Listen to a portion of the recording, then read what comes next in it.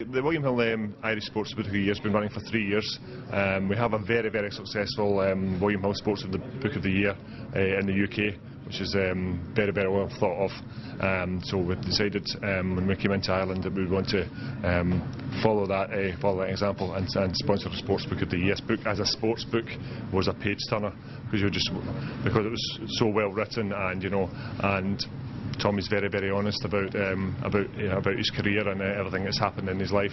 And so from that point of view, the human interest just allied to the sport. Obviously Formula 1 is very much to the fore.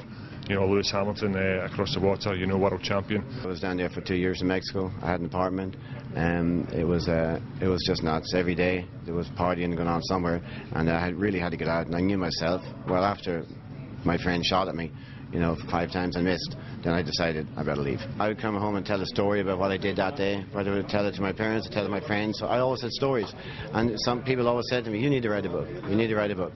So one day I got with Mark Hughes and I said, well, maybe I should write a book and maybe write some of the wrongs that were written about me, and we did.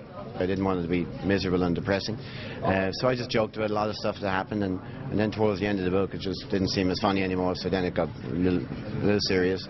So it took me 2 years to finish it off, because I just couldn't finish it off properly because it was getting pretty bad. Well, my mother never drove till I was 14. I taught her how to drive. My dad never drove at all, not one day, so I don't know where the talent came from, but when I jumped into a car at Mandela Park and did 25 laps, I just couldn't sleep until I became a race car driver.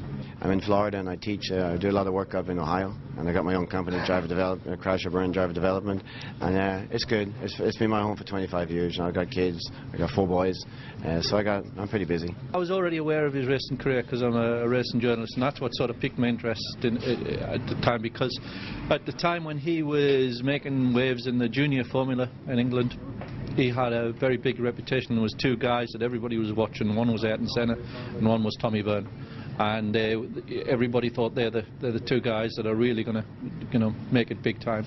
And so when it didn't really happen for Tommy the way it looked like it was going to, it was obvious it was an interesting story. That I knew him by reputation more than anything else, so I was looking forward to working with him, and I knew it would be a sort of colourful sort of book, and it turned out it was, and it was great fun, and it was really nice getting to know him as the book went on as well.